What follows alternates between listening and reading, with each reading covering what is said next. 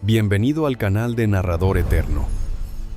Nora tardó 17 años en entender que la casa donde vivía no era un hogar, era una jaula con cortinas bonitas.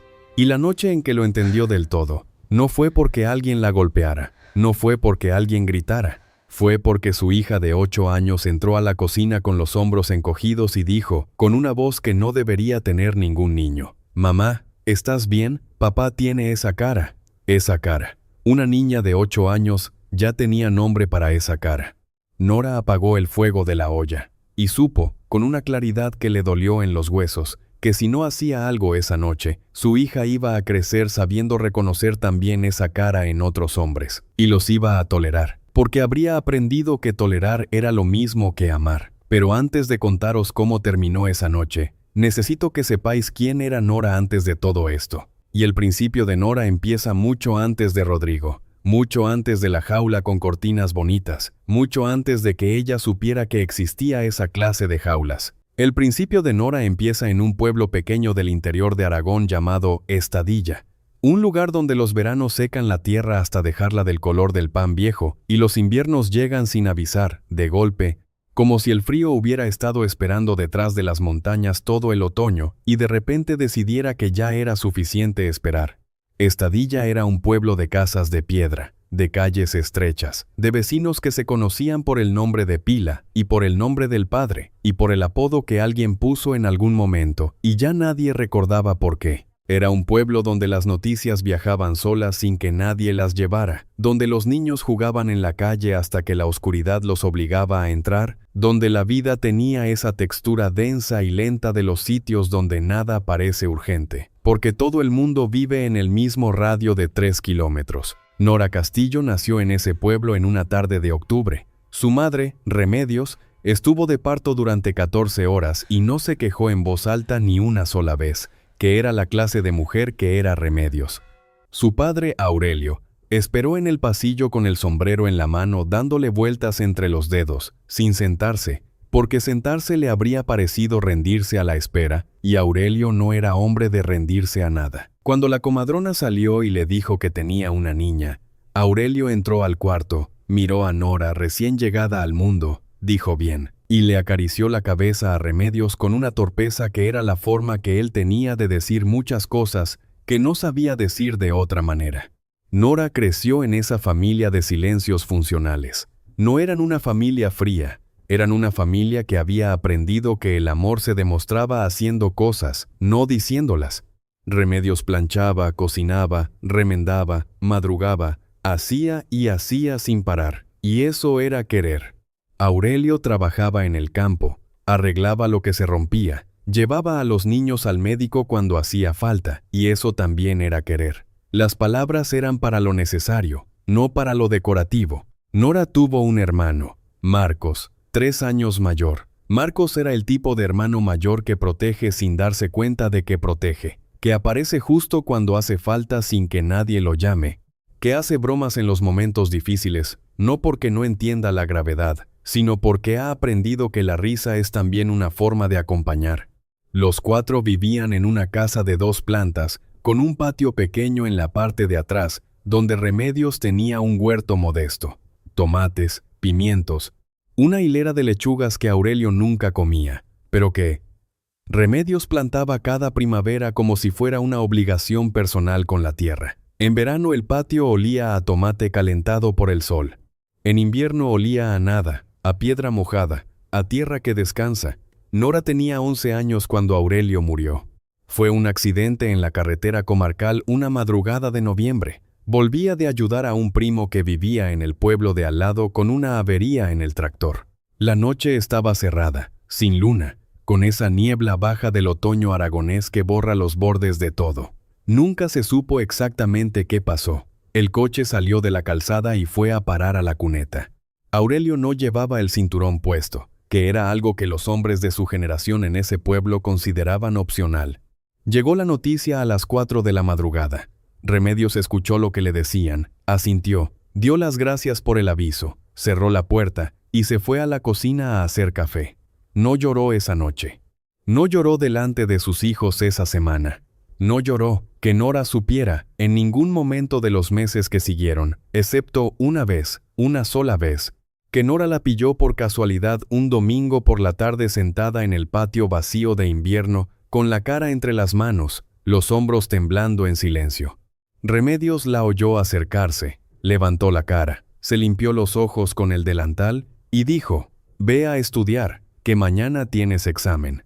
Nora fue a estudiar y aprendió, sin que nadie se lo dijera con palabras, que el dolor era algo que se llevaba en privado, que los problemas se resolvían solos o con las manos, no con la boca, que pedir ayuda era una forma de debilidad que las personas fuertes no se podían permitir.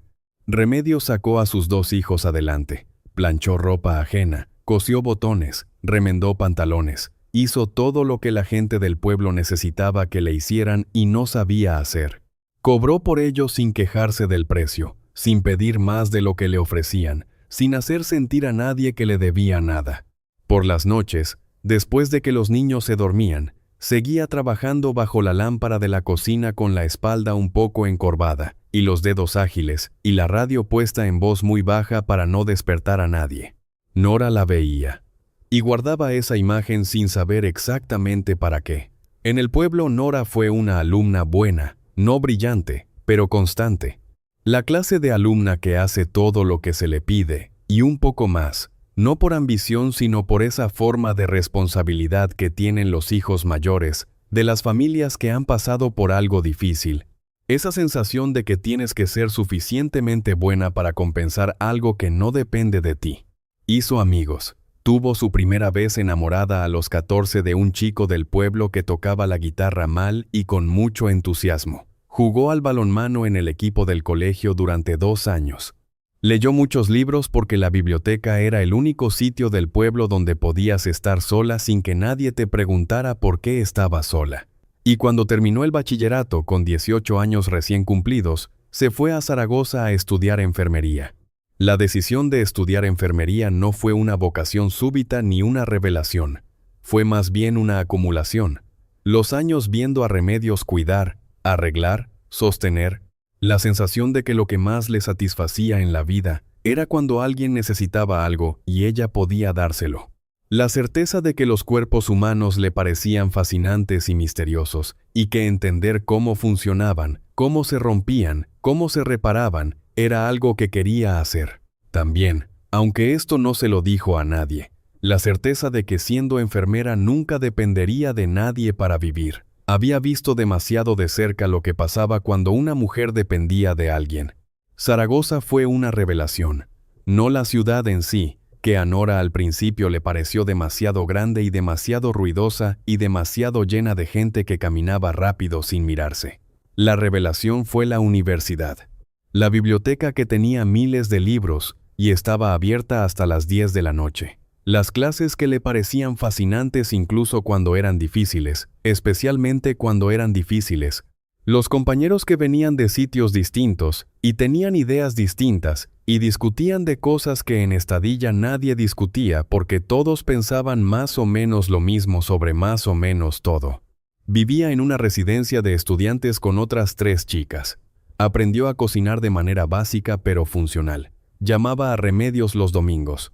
Volvía al pueblo en vacaciones y ayudaba en lo que podía. Era feliz, o algo que se parecía mucho a la felicidad. Conoció a Rodrigo Valls en el 2º año de carrera. Tenía 23 años, ella tenía 19. Lo conoció en una cafetería cerca de la facultad, donde Nora estudiaba a veces por las tardes porque el ruido de fondo de la cafetería le resultaba más fácil de ignorar que el silencio de su cuarto en la residencia. Rodrigo estaba sentado en la mesa de al lado con un ordenador portátil y un café que no tocó en la hora que estuvo allí. Cuando Nora recogió sus cosas para irse, él le preguntó si podía sentarse. Era guapo.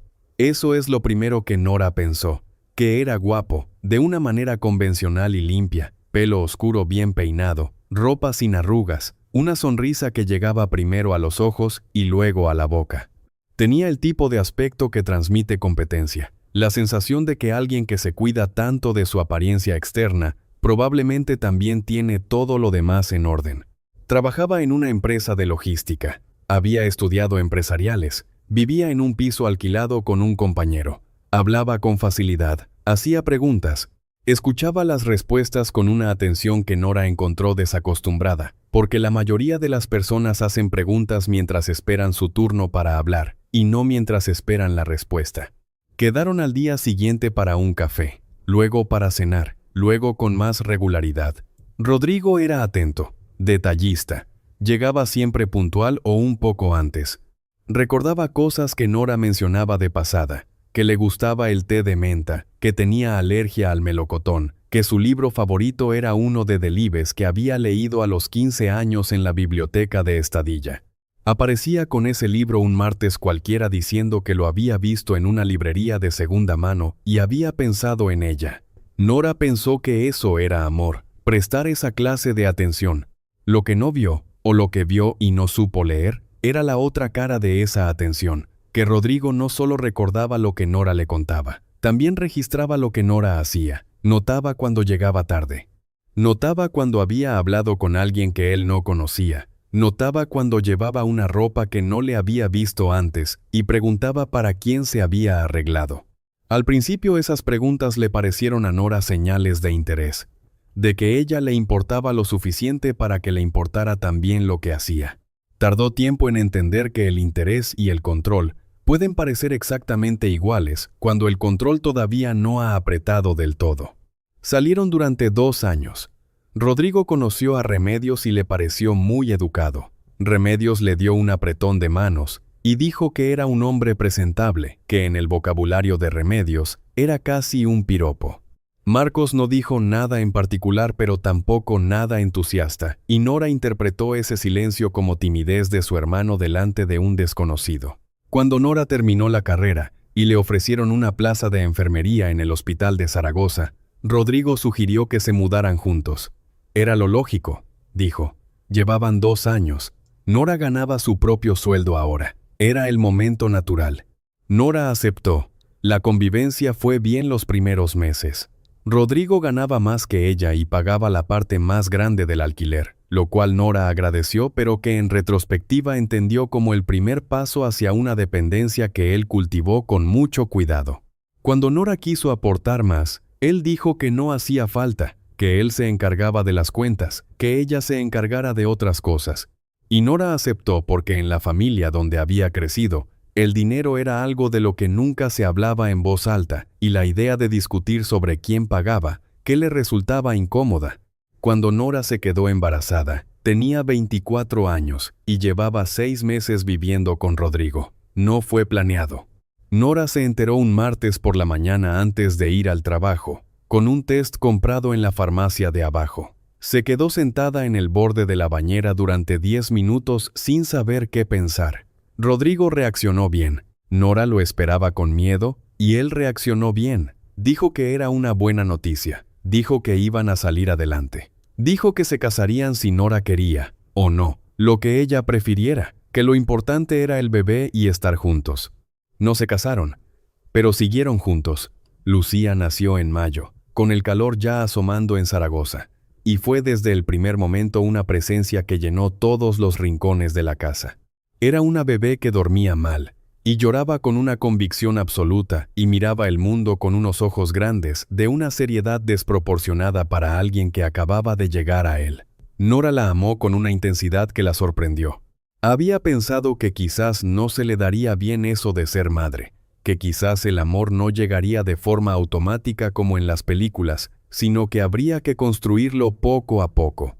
Pero Lucía llegó, y el amor llegó con ella. Sin construcción, sin esfuerzo, de golpe, como si hubiera estado esperando ahí dentro todo el tiempo. Rodrigo también quería a Lucía. Eso Nora no podía negarlo.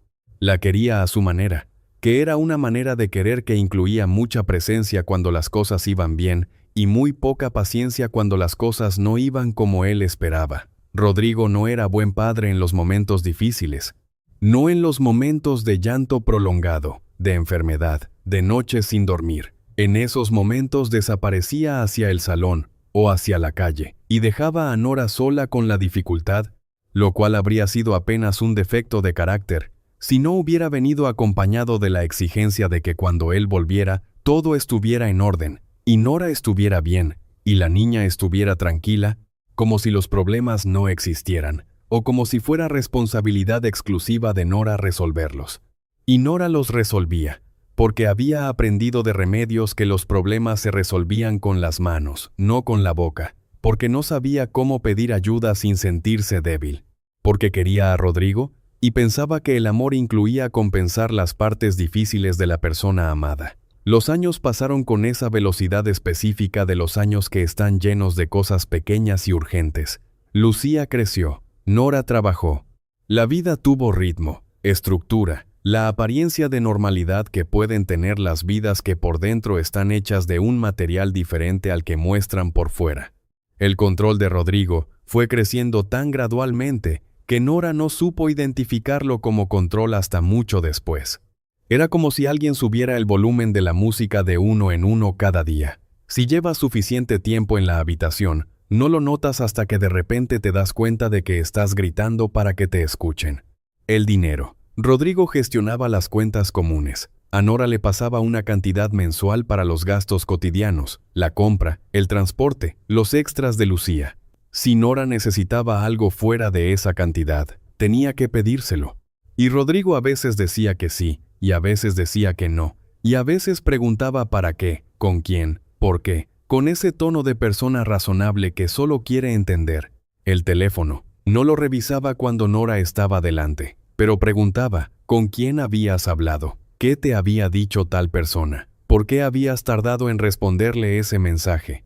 Las preguntas siempre sonaban a conversación, nunca a interrogatorio, pero tenían la estructura del interrogatorio. Una respuesta llevaba a otra pregunta, y otra, hasta que Nora se encontraba explicando cosas que no necesitaban explicación, pero que de repente sentía que tenían que justificarse. El tiempo. Si Nora llegaba tarde del trabajo, había que explicar por qué. Si quedaba con una compañera para tomar algo después del turno, Rodrigo preguntaba quién era esa compañera, si la había mencionado antes, por qué no había avisado antes. Las primeras veces, Nora explicó. Después aprendió a avisar siempre, con antelación, con detalle, para no tener que explicar. Y después aprendió a no quedar, porque era más fácil. Los silencios. Esa era quizás la herramienta más eficaz de Rodrigo. Cuando algo le molestaba, no lo decía, simplemente dejaba de hablar. No de forma dramática, no dando portazos o yéndose. Solo se quedaba presente y ausente al mismo tiempo. Respondía con monosílabos, miraba la televisión o el teléfono. Y si Nora le preguntaba qué le pasaba, él decía nada, estoy cansado. Y Nora sabía que no era verdad, pero no sabía cómo atravesar ese muro, sin que el intento de atravesarlo lo hiciera más grande. Esos silencios podían durar días, y durante esos días la casa tenía esa tensión específica, ese aire de tormenta que no acaba de llegar, esa presión en los oídos que hace que todo el cuerpo esté en alerta sin saber exactamente de qué. Lucía lo notaba. Nora lo notaba. El silencio de Rodrigo ocupaba más espacio que cualquier grito. Nora no lo llamó violencia durante muchos años. Violencia era otra cosa. Violencia era lo que salía en las noticias, lo que tenía marcas visibles, lo que cualquiera podía ver y nombrar. Lo que vivía ella era diferente, era invisible, era razonable, siempre había una explicación razonable. Era su culpa, a veces, o eso creía ella, porque si hubiera avisado antes, si hubiera llegado a tiempo, si hubiera comprado la marca correcta, si hubiera previsto mejor el estado de ánimo de Rodrigo, nada de esto habría pasado. Esa es la trampa más sofisticada del control, convencer a la persona controlada de que el problema es ella. Nora tardó 17 años en salir de esa trampa, y lo que la sacó no fue una revelación propia, sino los ojos de su hija de 8 años, reconociendo una cara que no debería conocer. Esa cara. La noche de la que os hablé al principio, Rodrigo llegó a casa a las 7 de la tarde con esa tensión en los hombros que Nora reconocía de inmediato. No saludó cuando entró, fue directamente a cambiarse de ropa. Luego se instaló en el salón con el mando de la televisión y subió el volumen hasta ese punto exacto donde estaba demasiado alto para ser normal, pero no tan alto como para que Nora pudiera quejarse sin parecer exagerada. Nora estaba en la cocina haciendo la cena, lentejas. Había tardado en llegar del supermercado porque la cola era larga y el bus había llegado tarde y había tenido que cambiar de andén. 10 minutos más de lo habitual. Quizás era eso, quizás era otra cosa. Con Rodrigo nunca se sabía exactamente qué había encendido la mecha. Lucía estaba en su cuarto haciendo los deberes. O eso era lo que Nora suponía, hasta que Lucía apareció en la puerta de la cocina con los hombros encogidos. «Mamá, ¿estás bien? Papá tiene esa cara». Nora miró a su hija. El pijama con lunas. Las trenzas de la mañana, un poco deshecha ya la derecha. Los ojos grandes. Y esa expresión alrededor de la boca. «Todo bien, mi vida. Ve a la cama». Lucía la miró durante un segundo demasiado largo. Asintió. Se fue. Nora se quedó sola en la cocina. Miró la olla. El vapor que subía. El olor a lentejas con chorizo que llenaba la cocina. Miró el calendario en la pared, el que Lucía había decorado con pegatinas de estrellas en los días especiales. El sábado siguiente tenía una estrella porque iban al parque. Lucía llevaba semanas esperando ese sábado. Nora miró sus manos apoyadas en la encimera. Y entonces, con una claridad que llegó de golpe y sin aviso, como llega a veces la comprensión de las cosas que llevan mucho tiempo madurando en silencio, Nora lo entendió. No fue un pensamiento elaborado, fue una imagen. Lucía de 16 años, reconociendo esa cara en un chico. Lucía de 25, explicándole a alguien las razones del silencio de su pareja. Lucía de 40 en una cocina con las manos apoyadas en una encimera fría preguntándose cuándo fue que todo se fue reduciendo hasta esto. No, esa fue la palabra. No en voz alta, no como grito, solo esa sílaba en el interior del pecho de Nora, breve y absoluta como un corte limpio. No. Nora apagó el fuego. Fue al dormitorio, abrió el cajón de la mesilla, sacó el sobre de papel de cartas escondido debajo de la novela sin terminar. Contó el dinero. 243,70 €. Guardó el sobre en el bolsillo interior del abrigo que colgaba detrás de la puerta. Luego fue al salón. Rodrigo la miró con esa expresión de cansancio calculado. «¿Qué hiciste hoy?», preguntó. Nora respondió con normalidad, con toda la normalidad de que fue capaz con el corazón latiendo a doble velocidad. Habló de la compra, del bus, del trabajo. Respondió las preguntas que llegaron después. «¿Por qué tardaste tanto? ¿Con quién hablaste en el supermercado? ¿Por qué no cogiste el otro bus?», respondió.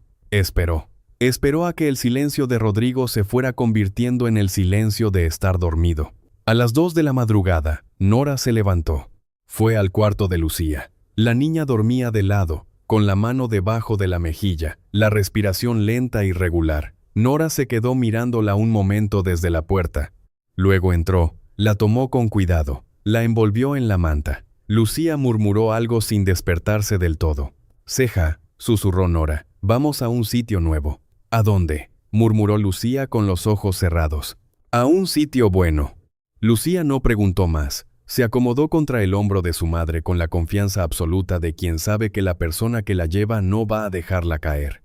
Nora cogió la bolsa que había preparado durante días, poco a poco, escondida debajo de la cama en el lado que era el suyo, una muda para cada una, el inhalador de Lucía, los documentos, DNI, tarjetas sanitarias, el libro escolar de Lucía con los informes del profesor, su propio título de enfermería, su contrato de trabajo, una fotografía de Remedios, del día de la primera comunión de Nora, donde Remedios aparecía con un vestido azul marino y una expresión de orgullo contenido que era lo más cercano a la emoción desbordada que Remedios permitía en público.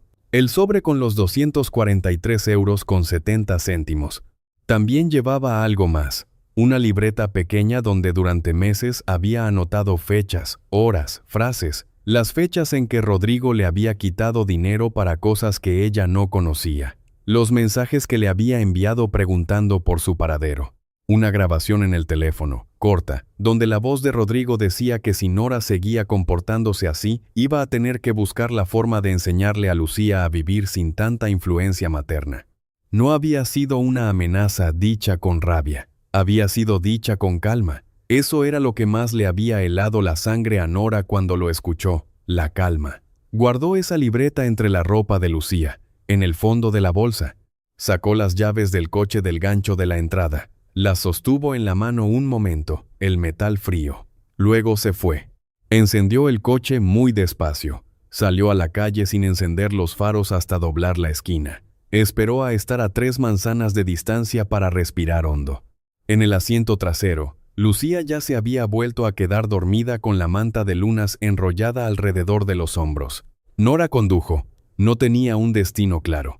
Había pensado en casa de Marcos en Huesca, pero Rodrigo sabía dónde vivía Marcos. Había pensado en Estadilla, en casa de Remedios, pero Rodrigo también sabía eso. Había pensado en un hotel, pero con el dinero que tenía podría aguantar poco tiempo y el rastro de las tarjetas era rastreable. Entonces recordó el papel.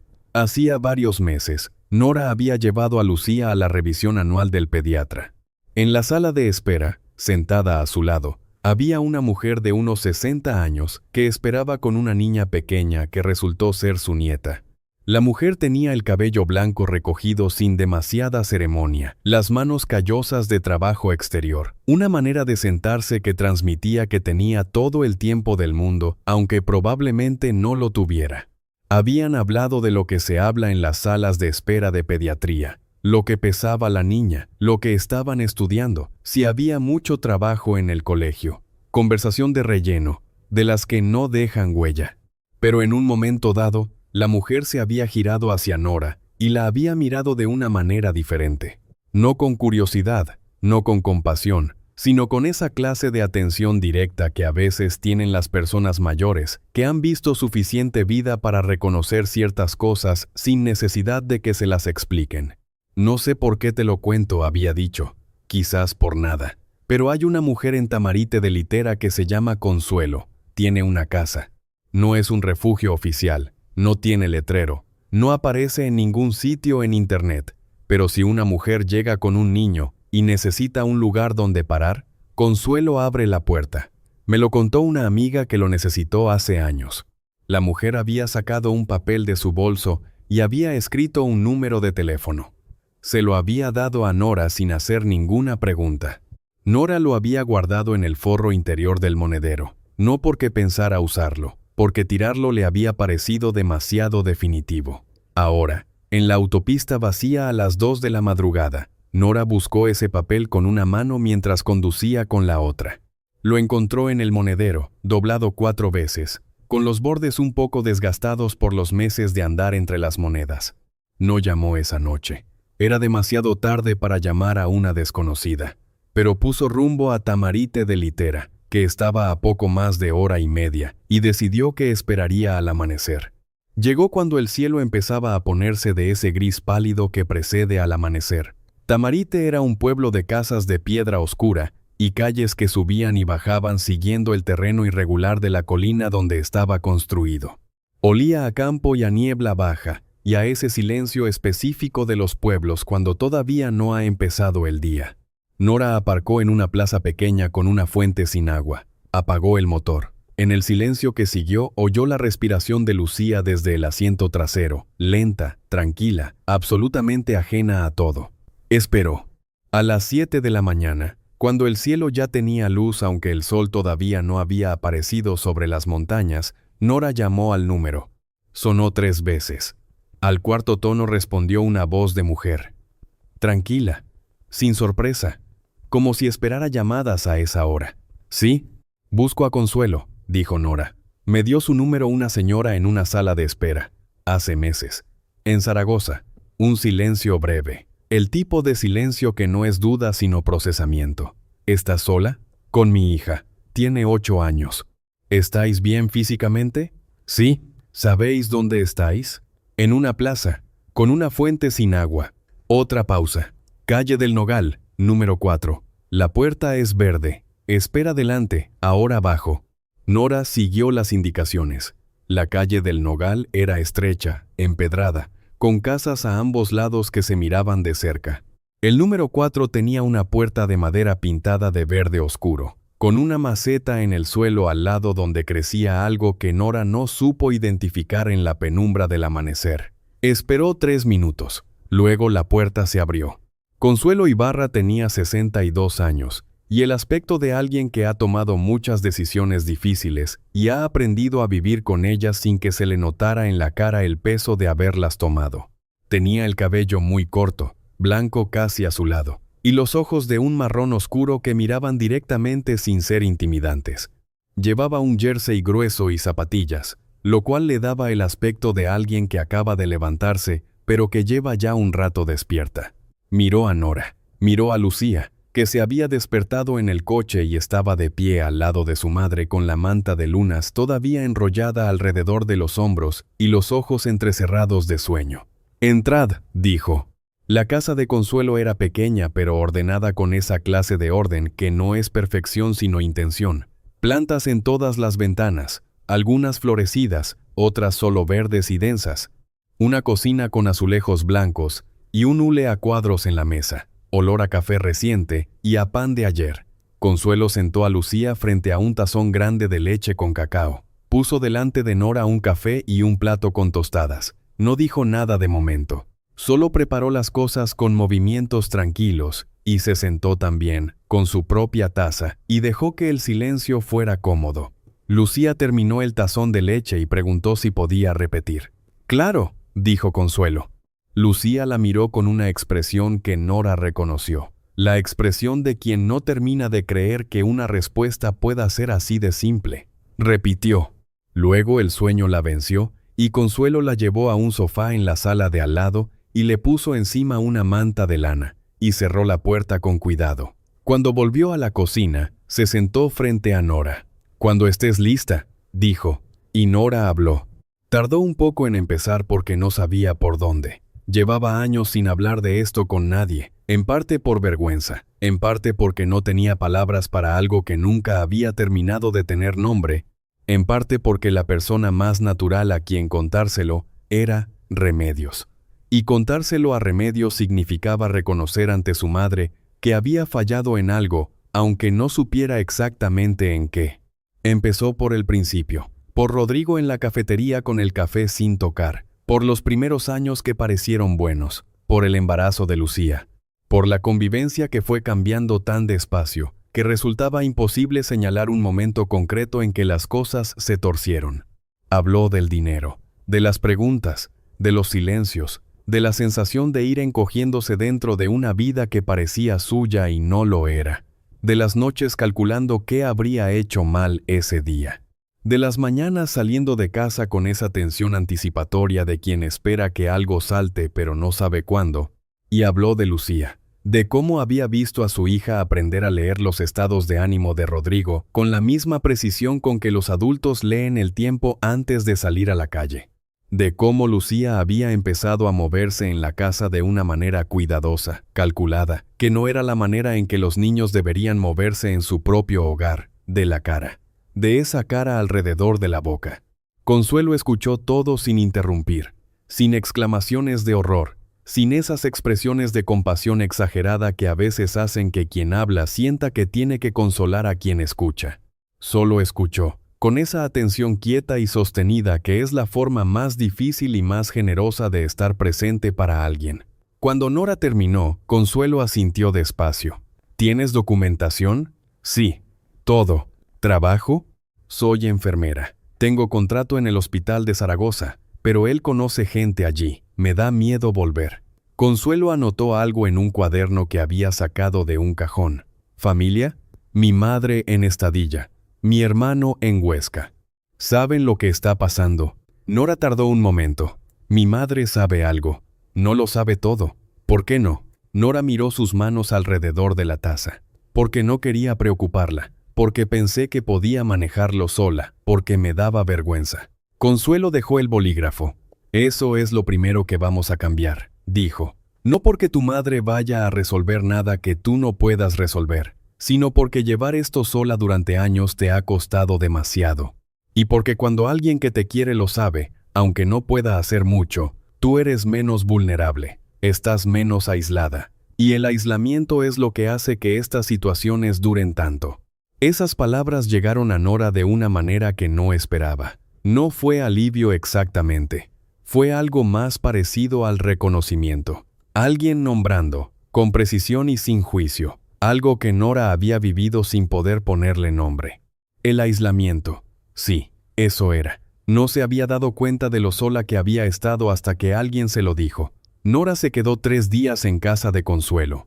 Durante esos 3 días, pasaron muchas cosas pequeñas que juntas formaron algo grande. La primera noche Lucía durmió 12 horas seguidas. Nora la fue a ver a las 3 de la madrugada porque se despertó con el corazón acelerado y necesitó comprobar que la niña estaba bien. Lucía dormía con la boca abierta y la mano relajada sobre la manta, sin ninguna de esa tensión que a veces la cruzaba incluso en el sueño, en la casa de Zaragoza. Nora se quedó mirándola unos minutos.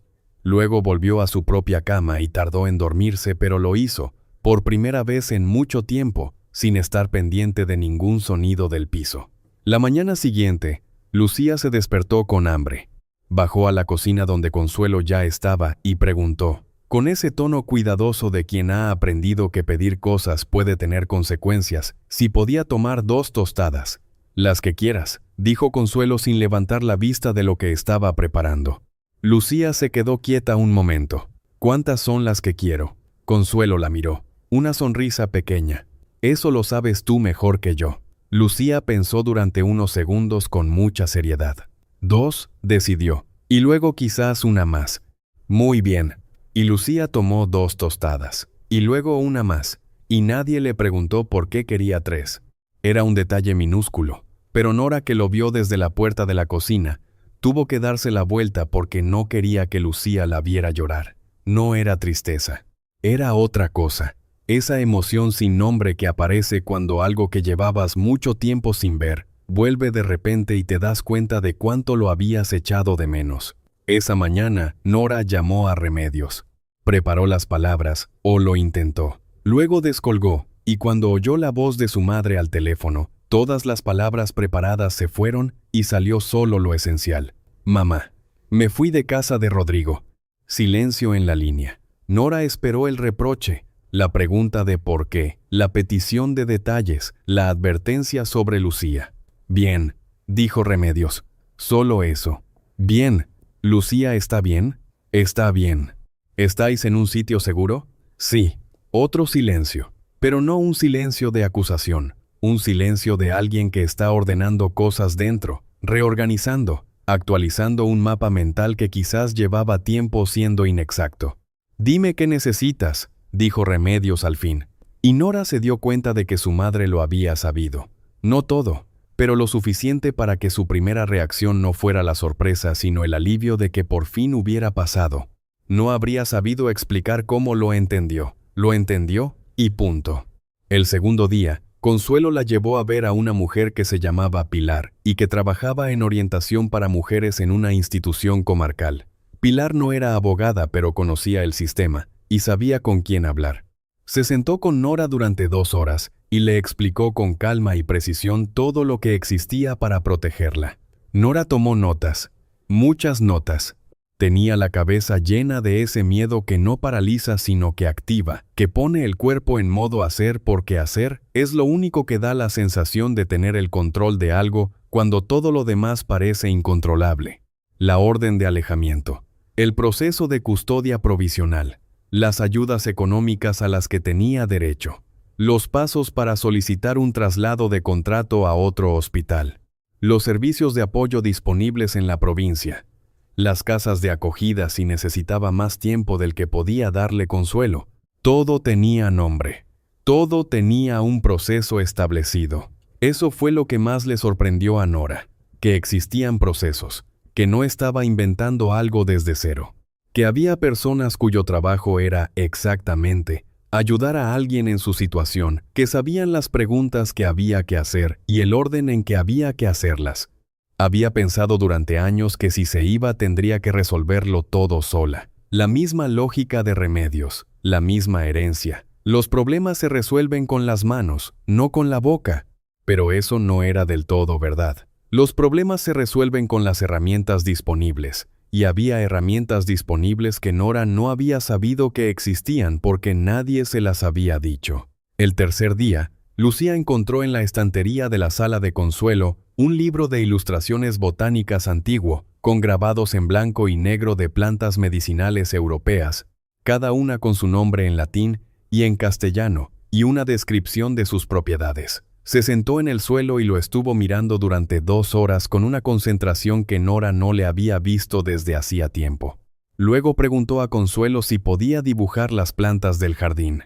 Consuelo le dio papel y lápices de colores y la dejó salir al jardín pequeño que tenía detrás de la casa. Nora salió a buscarla al cabo de un rato.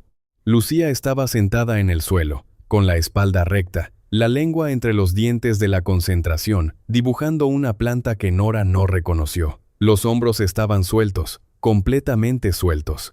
Nora se quedó en la puerta mirando a su hija, y no dijo nada. Entendió en ese momento con una claridad que le llegó por el cuerpo antes que por la cabeza, que eso era lo que estaba haciendo allí. No solo esconderse, no solo protegerse. Dejar que Lucía recordara cómo era tener los hombros sueltos. Dejar que Lucía fuera una niña que dibujaba plantas en un jardín porque quería, sin calcular si eso le iba a costar algo. Rodrigo llamó al teléfono de Nora 47 veces durante esos 3 días. Nora lo sabía porque los contó, con esa minuciosidad que da el miedo cuando no sabe en qué otra cosa invertirse. 47 llamadas, no respondió ninguna. Los mensajes siguieron una progresión que Nora reconocía, porque la había visto otras veces en versiones más pequeñas. Primero los mensajes suaves. Nora, estoy preocupado, dime que estáis bien. Estoy asustado, no me hagas esto. Necesito saber que Lucía está bien. Luego los mensajes que mezclaban preocupación con presión. Nora, esto no es la solución. Habla conmigo, podemos resolverlo. Estás tomando una decisión importante sin pensar. Lucía te necesita estable, esto no es estar estable. Luego los mensajes donde la amenaza aparecía disfrazada de información objetiva. Si no me respondes me veo obligado a llamar a la policía. Tienes a mi hija sin avisarme. Eso tiene consecuencias legales. Sé que estás en Aragón. Ese último mensaje hizo que el suelo se moviera bajo Nora. Fue a buscar a Consuelo. Le mostró el teléfono. Consuelo lo leyó. No pareció sorprendida. Esto es presión, dijo. Es lo que hacen cuando pierden el control. Lo importante es que tú no respondas nada que pueda ser malinterpretado. Guarda todos los mensajes, no borres nada. Y luego llamó a alguien. 1 hora después, una mujer se presentó en la casa de Consuelo. Se llamaba Carmen. Trabajaba en el servicio de atención a víctimas de violencia de género del municipio. Era menuda, con el cabello oscuro recogido y una manera de hablar directa y sin paternalismos que Nora agradeció de inmediato porque estaba demasiado cansada para que alguien la tratara con delicadeza excesiva. Carmen le explicó lo que ese mensaje de Rodrigo significaba desde un punto de vista legal. Le explicó lo que la orden de protección implicaba y lo que no implicaba. Le explicó cuáles eran los pasos concretos para solicitarla y qué documentación iba a necesitar. Luego miró la libreta que Nora había traído, las fechas, las frases anotadas, la grabación. Esto sirve, dijo. No va a resolver todo de un día para otro, pero sirve. Hay documentación, hay registro, hay patrón. Nora solicitó la orden de protección esa misma tarde. El proceso tuvo la lentitud burocrática que tienen todos los procesos que involucran a instituciones diseñadas para ser exhaustivas antes que rápidas. Hubo formularios. Hubo esperas. Hubo una declaración que Nora tuvo que hacer con la voz controlada, aunque todo el cuerpo le pedía quebrarse. Carmen la acompañó. Consuelo esperó fuera con Lucía. Y cuando salieron, Lucía miró a su madre y preguntó, ¿ya está? Todavía no del todo, respondió Nora, pero estamos más seguras. Lucía asintió con la seriedad de quien entiende que algunas cosas llevan tiempo. Nora encontró piso en Barbastro 4 semanas después de salir de Zaragoza. Lo encontró gracias a Marcos, que condujo desde Huesca 3 domingos seguidos mirando anuncios y haciendo llamadas, y usando su capacidad natural para tratar con desconocidos, que era mucho mejor que la de Nora. También gracias a Carmen, que conocía a una trabajadora social en Barbastro que tenía una lista de propietarios dispuestos a alquilar a mujeres en situación de dificultad con condiciones razonables. El piso era pequeño. 2º piso sin ascensor, 2 dormitorios, una cocina con ventana que chirriaba al abrirla, un baño con azulejos de color crema que habían sido blancos en algún momento de la década anterior. La pintura del rincón del salón estaba descascarada. Las vistas desde la ventana principal daban a la pared del edificio de enfrente. Era suyo. Tenía su nombre en el contrato, solo el suyo. El día que firmó el contrato, Nora tardó un momento más de lo necesario en devolver el bolígrafo al propietario porque necesitó un segundo para mirar su propio nombre escrito en ese papel y dejar que eso fuera real. Nora Castillo, arrendataria. El día que se mudaron, que fue también un miércoles de febrero con un frío seco y un cielo limpio, Marcos trajo una furgoneta con lo que habían podido rescatar del piso de Zaragoza, que no era mucho porque Nora no había querido complicar el proceso volviendo, sino solo lo que era indiscutiblemente suyo y de Lucía. Remedios vino también desde Estadilla con el coche lleno de cosas que nadie le había pedido, y que sin embargo todas resultaron ser exactamente lo que hacía falta. Mantas, sábanas, ollas, una cafetera, especias en frasquitos pequeños, 3 tarros de conserva de tomate que había hecho en verano. Subieron las cajas, colocaron los muebles básicos que habían comprado de segunda mano, colgaron las cortinas, que no combinaban del todo con nada pero que Lucía había elegido porque tenían un estampado de hojas que le gustó. Remedios limpió la cocina sin que nadie le pidiera que lo hiciera. Marcos montó la cama de Lucía siguiendo las instrucciones del sobre con una eficiencia sospechosa que sugería que no era la primera vez que montaba muebles de ese fabricante. Al caer la tarde, cuando Marcos ya se había ido y Remedios estaba preparando algo simple para cenar, Lucía fue a su habitación y volvió con el libro de ilustraciones botánicas que le había dejado Consuelo. Lo puso en el alféizar de su ventana. Luego fue al baño. Se lavó los dientes sin que nadie se lo dijera. Volvió a su cuarto, se metió en la cama y dijo: «Mamá, ¿puedo poner una planta aquí?» «Las que quieras», respondió Nora. Lucía pensó: 3. Una en cada sitio donde entra luz. Bien, ¿tú también pones plantas en tu cuarto? Nora miró su dormitorio vacío, las paredes blancas, el colchón nuevo, la ventana con el cielo oscurecido. Sí, dijo, yo también.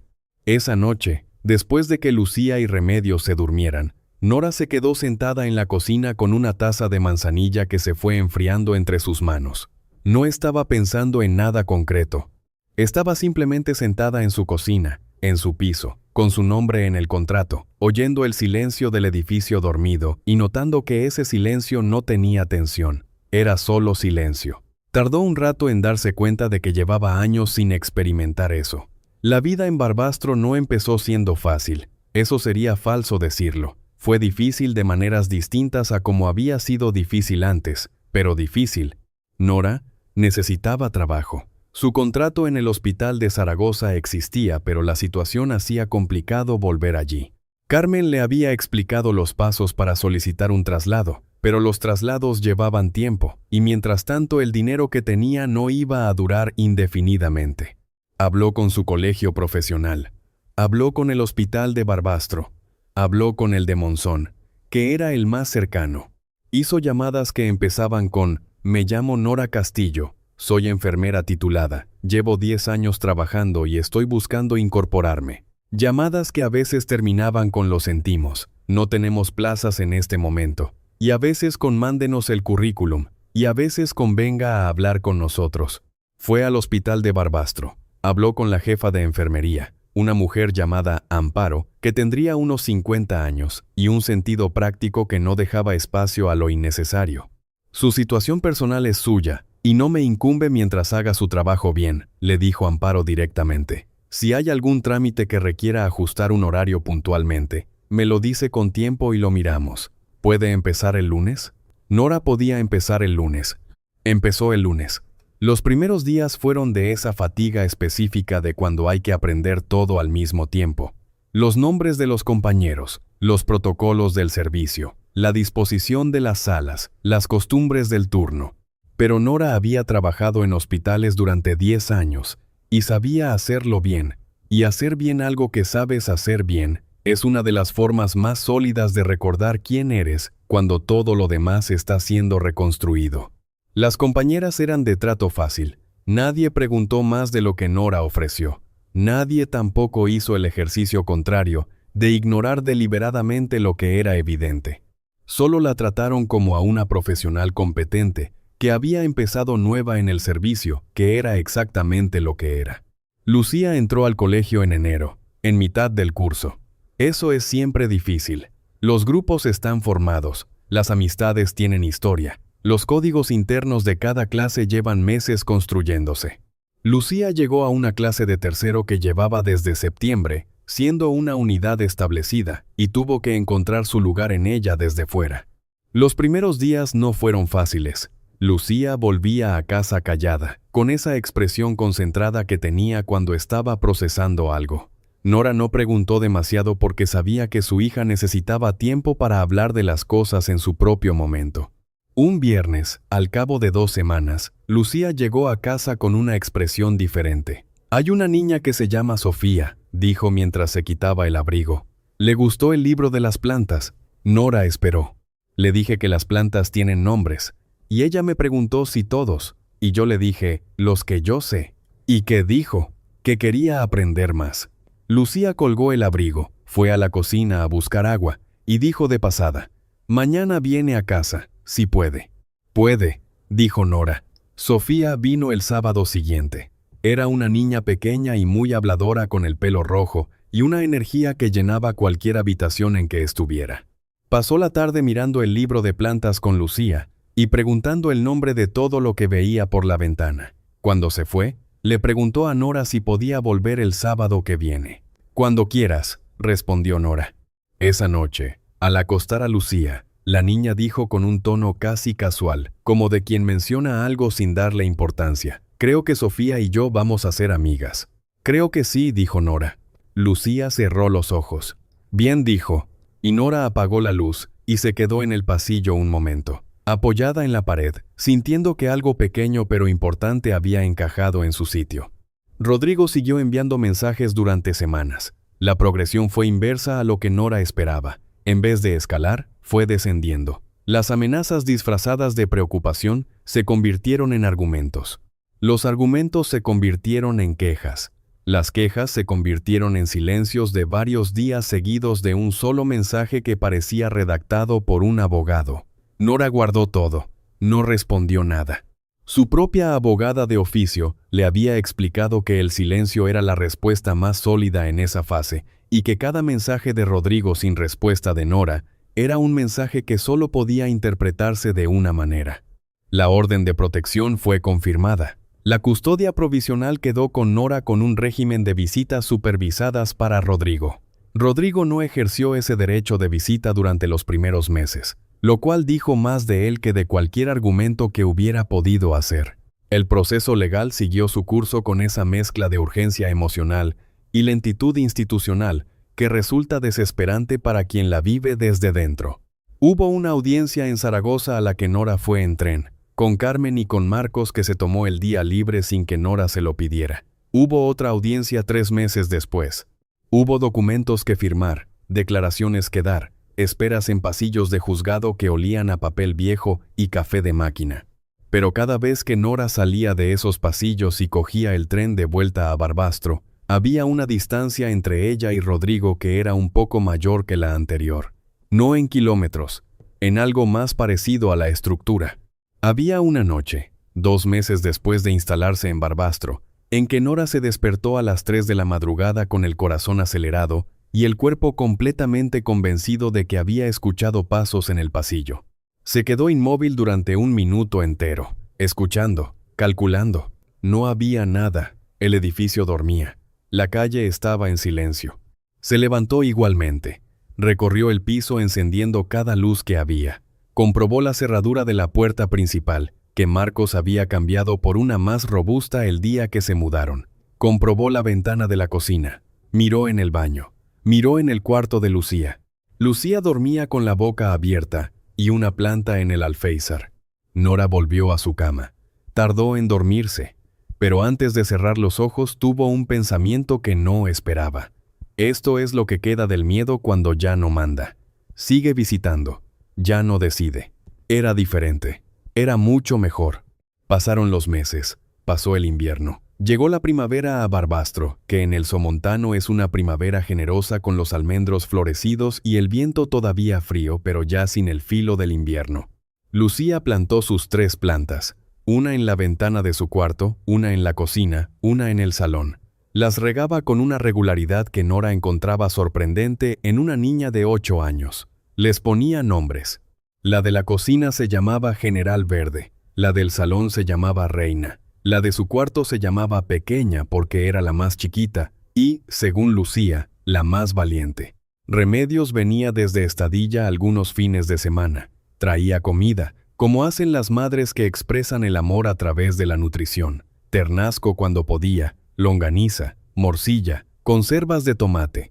Se quedaba el sábado y el domingo y el lunes a veces. Y cocinaba y fregaba y ponía lavadoras con una eficiencia discreta que era su manera de ayudar sin que pareciera que estaba ayudando.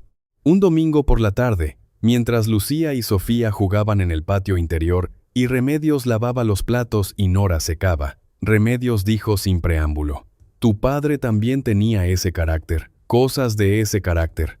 Nora se quedó quieta con el plato en la mano. «¿Cómo?» «No igual», aclaró Remedios. «No voy a equipararlos porque no es lo mismo, pero había cosas parecidas. La forma de hacer que te sintieras responsable de su estado de ánimo. Yo tardé años en verlo claramente. Y cuando lo vi ya había muerto, y ya no servía de nada verlo». Nora no dijo nada. Estaba procesando. «¿Por qué no me lo dijiste antes?», preguntó al fin. Remedios siguió lavando un momento. «Me daba vergüenza, y pensaba que si no lo nombraba era menos real.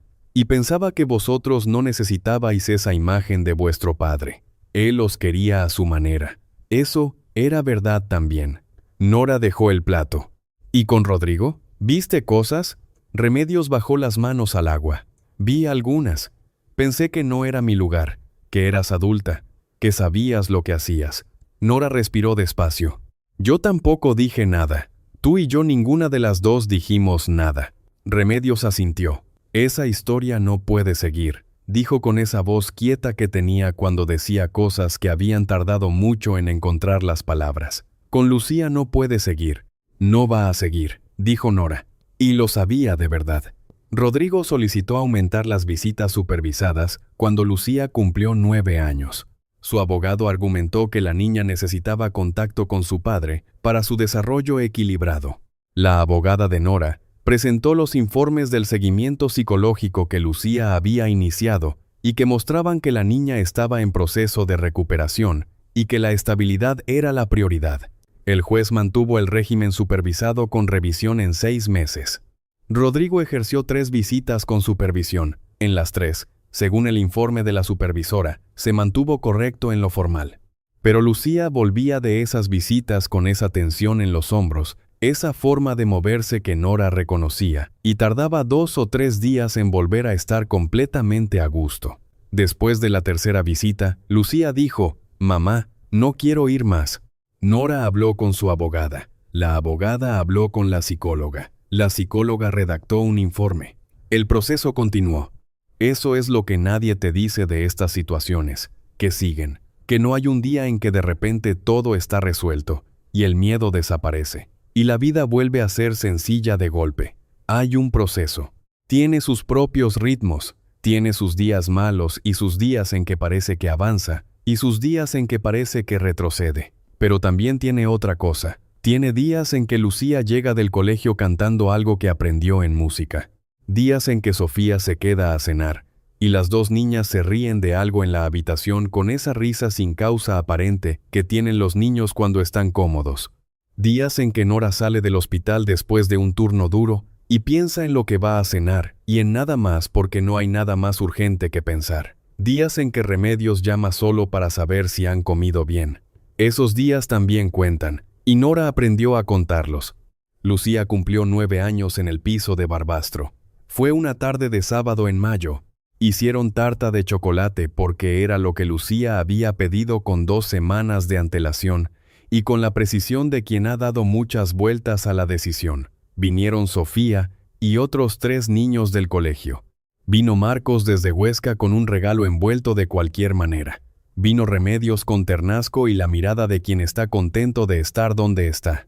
Lucía sopló las 9 velas con los ojos apretados, con esa seriedad específica de quien está pidiendo un deseo de verdad. ¿Qué pediste?, preguntó Sofía. Si lo digo, no se cumple. Y siguió comiendo tarta con la expresión satisfecha de quien tiene un secreto bueno. Más tarde, cuando los niños se habían ido, y Marcos veía algo en la televisión, y Remedios fregaba en la cocina, Nora encontró a Lucía sentada en el alféizar de su ventana, mirando el patio interior donde había anochecido. ¿Qué pediste de verdad?, preguntó Nora. Lucía pensó antes de responder, que era algo que hacía siempre cuando la pregunta le importaba. Pedí que cuando piense en casa, piense en aquí. Nora se sentó a su lado. ¿Y ahora en qué piensas cuando piensas en casa? Lucía miró el patio, las macetas con las plantas, la ventana de Sofía que se veía desde allí con la luz encendida. En aquí, dijo. Casi siempre. Nora la miró. Creo que eso ya está pasando entonces. Lucía asintió. Yo también lo creo. Cuando Lucía tenía 15 años, Rodrigo solicitó reanudar el contacto. Esta vez no a través de abogados sino directamente, con un mensaje a Nora que decía que había estado en un proceso terapéutico durante 2 años y que quería tener la oportunidad de hablar con Lucía si ella lo decidía libremente. Nora leyó el mensaje 3 veces. Se lo mostró a Lucía sin comentario previo, sin indicar cómo esperaba que reaccionara. Lucía lo leyó, se lo devolvió. Yo decido, dijo. Tú decides, confirmó Nora. Lucía tardó 3 semanas en decidir. Durante esas 3 semanas no habló del tema excepto 2 veces, brevemente, para hacer preguntas concretas. ¿Tiene que verte a ti también? No si no quieres.